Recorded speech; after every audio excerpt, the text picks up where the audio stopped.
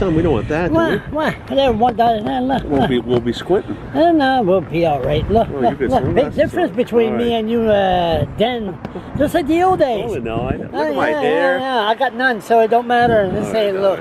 Okay, so Charles LeBlanc here, fake news, blogger, and right beside me it's Greg Byrne. Greg Burns. You were MLA for about 50 years? I was MLA for 2 separate terms. 2 separate terms, Frank McKenna? Yes, and Camille Terrio. And Camille. Well, Camille when he came in, and then under Sean Graham as well. Sean Graham, yeah. So for Liberals to we're in a home stretch of the election in New Brunswick. We don't have talk shows. We don't have true platform to debate. We have bloggers, pain in the ass bloggers, and could be fake news. And you wanted to sit down with me to discuss an issue. You want to make yourself clear. Well, no, it's just that I saw your blog post today on government issuing a directive to take down Green Party signs, and I just wanted to correct that, because I know that you want the highest standards of accuracy for your blog posts. So basically, that is not the case. Government has not issued a directive to take down Green Party signs. As a matter of fact, or to take any signs. And as you can appreciate, government would never issue a directive to take down signs for a particular party, but in this particular case, there's been no directive. You sure about that? Yes, I'm sure about that. You expect, like my source told me, I confirmed my source twice, and are you sure? They said yes. So then somebody asked me, is there an email trail? No, it's just like Bob Woodward, the new... Yes.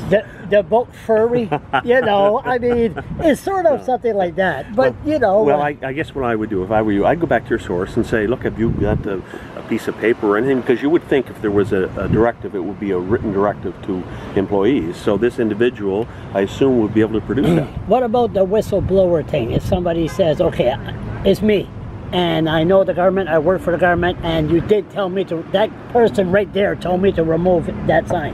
Well, what will happen? Would you go after the person? I can't imagine that other government employees, management employees, would be running around looking at people's lawns to see whether they had signs or not. This is a big town. Yes, that's my point exactly. It's not a city. No, well, it's big enough that there's only a couple of streets down there. We have a professional civil service. They're dealing with the issues of the day to day. They're not policing whether someone has a sign on the lawn, and they're not. You sure about that? Yes. So that is fake news. I would say it's fake news. You would say, not sure. Well, I'm sure it's fake news. You sure? Yes. You sure it's fake news? And if your person can produce any evidence to the contrary, I'd be certainly willing to look at it, but I know it's fake news. Okay, how does that person send you a note to say, is this person that told me to remove my sign? How did that person do that to protect themselves? Well, earlier you said that there were green signs being removed, and I assume what you're thinking is that someone issued a directive to remove them. And I mean, in a political campaign, all kinds of signs get removed. Signs for every party gets removed. I remember when I ran, there are times when signs get removed. But I can tell you one thing, that political parties would never condone an active effort by any of their members to remove signs of another candidate. You sure about that? Yes.